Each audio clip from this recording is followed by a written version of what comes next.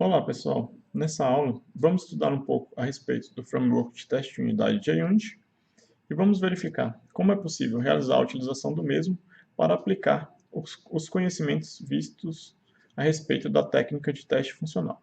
Mais especificamente, vamos tentar aplicar os conceitos relacionados ao critério de particionamento de classes de equivalência. Então, o JUnit é um framework de teste de unidade para a linguagem de programação Java e é proveniente de uma família de frameworks de teste denominada de XUnit. Essa família de frameworks de teste possui uma gama de frameworks de teste para diversas linguagens de programação, como por exemplo C, PHP, Python, Java e etc. Os requisitos para a utilização do JUnit são: nós necessitamos da instalação do kit de desenvolvimento Java. A versão mínima suportada é a versão 1.5, versão 5. Atualmente, o kit de desenvolvimento Java encontra-se na versão 9, então é necessário que seja instalada uma das versões entre essas versões disponíveis.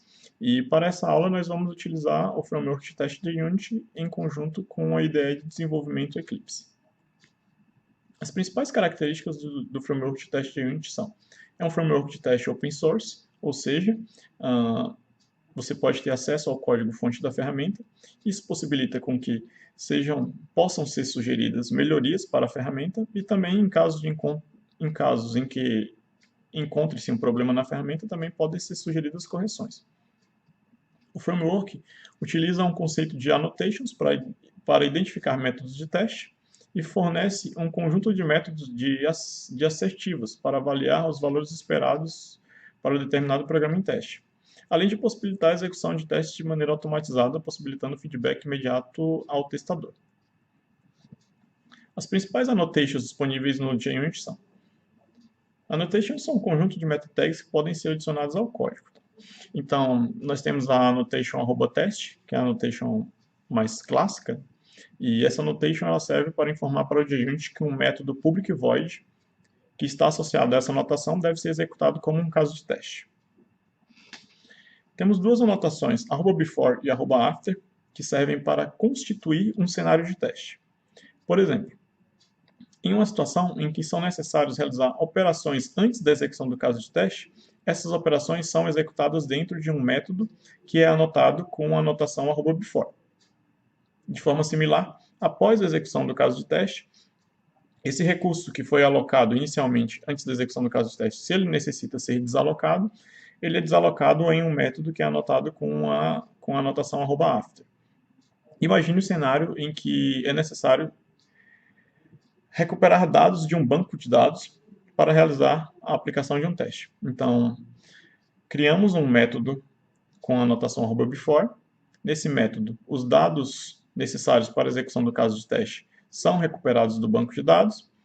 O caso de teste é executado e, posteriormente, após a execução do caso de teste, existe um método @after que ficará responsável por realizar o fechamento da conexão com o banco de dados, por exemplo.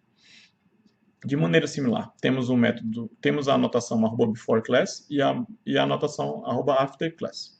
A principal diferença entre as anotações before e after e before class e after class é que a anotação @before e a anotação @after executam métodos a cada caso de teste, ou seja, se temos 5 casos de testes, antes da execução de cada um dos 5 casos de testes, o método anotado com @before é executado, e após a execução de cada um dos 5 casos de teste, o método anotado com @after é executado.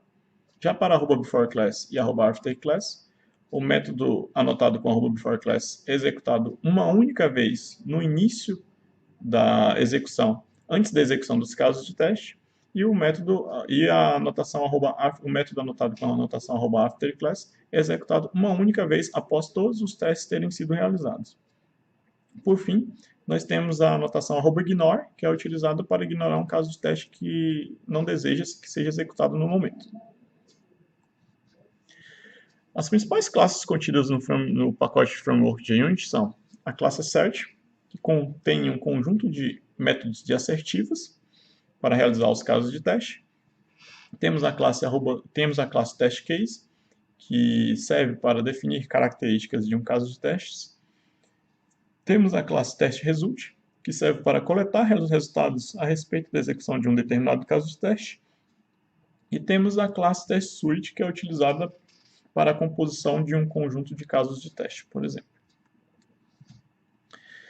Os passos para a aplicação de um critério funcional consistem em analisar a especificação de requisitos do software que se deseja testar. Com base nessa análise, as entradas válidas serão escolhidas para determinar se o produto em teste está se comportando da maneira que se espera. De forma similar, são identificadas as entradas inválidas e as mesmas são escolhidas para verificar se os comportamentos inesperados do software estão sendo tratados de maneira adequada. Os casos de teste são constituídos, então são definidos os pares de entrada e saída, e depois o conjunto de casos de teste é executado a fim de verificar se as saídas obtidas são iguais às saídas esperadas para a execução de cada um dos cenários de teste. Posteriormente, um relatório é gerado para avaliar o resultado desses testes. Como vínhamos trabalhando com o Program Identifier, montamos um conjunto de classes válidas e classes inválidas para a realização da nossa prática. Então, nós temos aqui para o Program Identifier, nós temos as condições de entrada. O tamanho de um identificador ele deve variar entre maior do que 1 e menor ou igual a 6, maior ou igual a 1 ou menor ou igual a 6, isso para uma classe válida. Para uma classe inválida, o tamanho do identificador deve ser maior do que 6.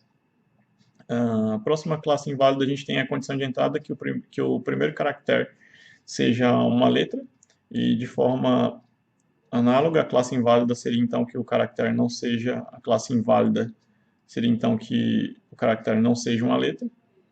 E posteriormente nós temos aí uma outra condição de entrada que os caracteres inseridos contenham apenas caracteres válidos, e a classe inválida seria a negação disso, que seriam caracteres inválidos.